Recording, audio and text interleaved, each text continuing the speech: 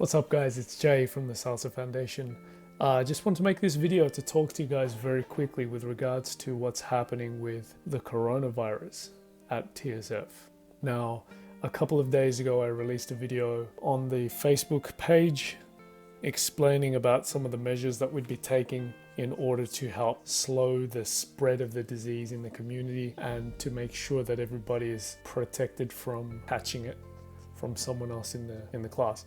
Now, we obviously have large class sizes at TSF. We're very grateful for our huge community of amazing, positive, friendly dancers who love coming every week. But with it comes the risk of spreading the coronavirus. Now, I've spent the weekend researching and learning as much as I possibly can about the spread of the disease and how it's affected other parts of the world, and tried to translate it into what we feel like is going to happen here in Melbourne and Australia, and then how that affects what we do at the Salsa Foundation. I've probably had to make the hardest decision that I've ever had to make in 11 years of running this school, and that is we are closing the school to the public and will only be operating in very, very limited capacity by private appointment only. Now, we're doing this to protect the wider community. I don't want to join the ranks of the people who are prematurely panicking or spreading that panic even worse to other people. And I may personally not feel the panic of the disease itself, but as someone who's taken on the responsibility for this community, I sometimes have to make that difficult decision and make it earlier than I would like to. We could wait for the health authorities to come up with that recommendation and make the decision for us, but we felt it was important to make that decision ahead of time, proactively, before it gets to that point, rather than waiting. I've spoken to people who are running dance schools in other parts of the world. I know dance school owners in Italy who have waited a little bit too long, and they're really suffering the consequences of their decision. And we don't want to make the same mistakes. We've been gifted an opportunity to learn from the mistakes of others, and we don't want to squander that opportunity. So again, this is the most difficult decision we've ever had to make. We have never closed our doors in 11 years. But we will be closing the doors to the public. So for the first time in 11 years, no beginners classes. Existing students will also be encouraged to consider whether continuing to dance is important to them right now.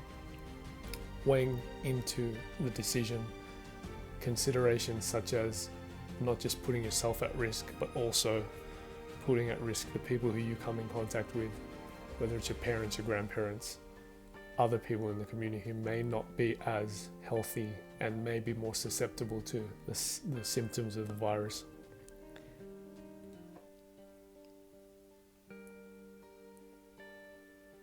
Now, for a select few people who have decided that they want to continue dancing, will be available only for private appointment, and they will be subjected to a very, very stringent process and protocol to come to the classes at all. So the protocol involves, number one, you have to agree to have your temperature taken at the door. We'll be using temperature gun scanners to check your temperature to make sure you don't have an elevated temperature. Number two, hand washing and sanitizing will be required at the beginning of the class. Number three, hand washing and sanitizing will be required at the end of the class. Number four, you'll be required to wear gloves in the class when you're dancing with a partner. Number five, you'll only be dancing with the same partner for the entire class. There won't be any partner rotations. This will help slow down the spread because it eliminates multiple physical contact with multiple people. Number five, you'll be required to exit the studio within 5 minutes of the end of the class and you'll only be allowed to enter into the studio 5 minutes before the start of the class. This is to prevent people mingling, shaking hands and hugging each other and touching things around the studio. It's designed to reduce that as much as possible. Also, if you have your own mask, feel free to bring it and wear it in class. We know some of the students will be doing that as well. Finally, all attendees will be required to sign a form declaring that they have not been sick in the last 2 weeks and that they have not traveled in the last 3 weeks, and also provide all contact details, including phone number and address, that we'll keep on file, and agree to have those details shared with the health authorities if required. Again, we really apologize to everyone who this inconveniences. We know that dance is such a big part of our community's everyday and week to week life and how much it means to you guys. And I can assure you that we're heavy hit by this. This is a huge part. Like, we've spent our entire lives in the last 11 years working for this community, and while it's